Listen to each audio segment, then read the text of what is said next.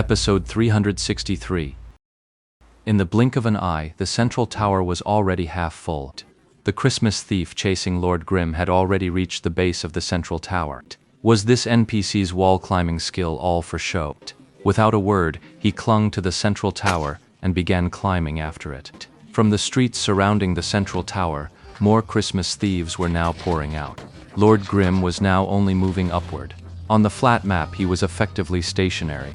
The 341 Christmas thieves finally had a single unified gathering point. More and more of them gathered, piling up beneath the central tower, chattering and clamoring in a chaotic din.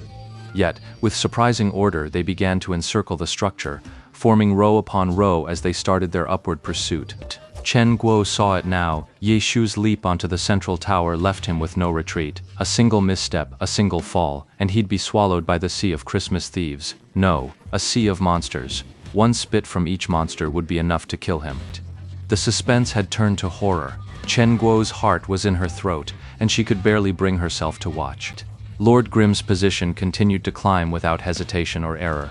He breezed past obstacles Chen Guo remembered as difficult, as if crossing flat ground. But just as he was about to reach the summit, Chen Guo let out a sudden sharp scream. On screen, Lord Grimm jumped and fired just as before. But this time, his character fell just short of the tower's summit, unable to make the final ascent. In that split second, Chen Guo suddenly remembered this final jump required a bit more height, which placed specific demands on the gun's recoil and the character's weight load. Ye Shu rushed here on the spur of the moment and jumped. He probably wasn't prepared for this final challenge. Chen Guo watched helpless as Lord Grimm failed to reach the tower's peak and began to plummet. He was just kicking himself for forgetting to remind him, when suddenly from beside him, he heard Ye Shu's fingers flying across the keyboard in another rapid-fire burst of keystrokes. Then, on the screen, Lord Grimm suddenly raised his weapon. The Myriad Manifestations umbrella flicked open in a single fluid motion. What's that for? A parachute? Chen Guo muttered in confusion. But the Myriad Manifestations umbrella wasn't done. The opened canopy suddenly retracted completely into the ribs. The 8 ribs then paired up, 2 by 2, and abruptly began to spin. Holy crap! You're kidding me! Chen Guo cried out. This time she recognized it, the mechanic's skill, mechanical hover wings. Lord Grimm's descent halted instantly. He swayed in mid-air, then shot upward and forward. With another command from Ye Shu, the Myriad Manifestations umbrella reverted to its ordinary form. Lord Grimm landed steadily atop the central tower. This thing of yours, it even has the functions of a mechanical box? Chen Guo was stunned. The mechanical box was a unique piece of equipment for the mechanic class. While mechanics were categorized under the gunner archetype, most of their skills weren't actually performed with their firearms. Instead, they relied on this strange specialized piece of gear, the mechanical box. The mechanical box doesn't occupy a regular equipment slot. It's carried in the inventory, functioning more like a special item. It doesn't have offensive stats itself, but instead provides bonuses like increased skill levels or other attributes. Gunner class gear never comes with mechanic skills. So for a true mechanic, the complete arsenal means a gun in hand and a toolbox at the hip. That's what makes the class unique. The mechanical rotor skill, while shared among all gunner subclasses under level 20, can't be used without a mechanical toolbox. Or do you have a mechanical box in your inventory? Chen Guo thought to herself and pressed on. Nope, it's got a built-in mechanical box function. Holy crap! What kind of monstrous weapon is that? Chen Guo was speechless. Ye Shu just smiled. Then, the character's perspective shifted. Ah, someone's there. Someone's up there, Chen Guo cried out, startled to find a figure atop the central tower. But then, as he got a clear look at the other player's name, Wind Combs the Misty Rain, he recognized her as one of the companions who had helped Tang Ru and Ye Shu earlier. She can make the jump too?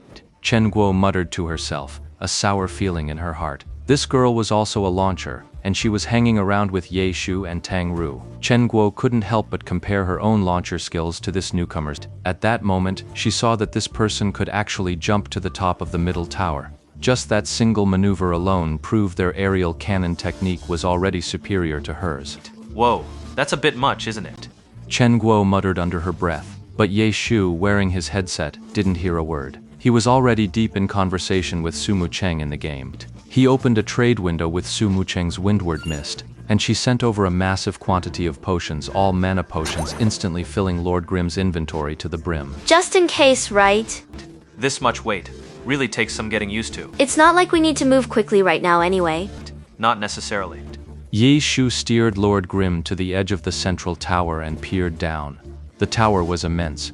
From this height, the Christmas thieves swarming and climbing up its sides looked like mere ants. From the base of the central tower, Tang Ru looked up, but the summit was shrouded in mist, impossible to make out. Only when a bolt of lightning split the sky could she glimpse, for a fleeting instant, two shadowy figures up above.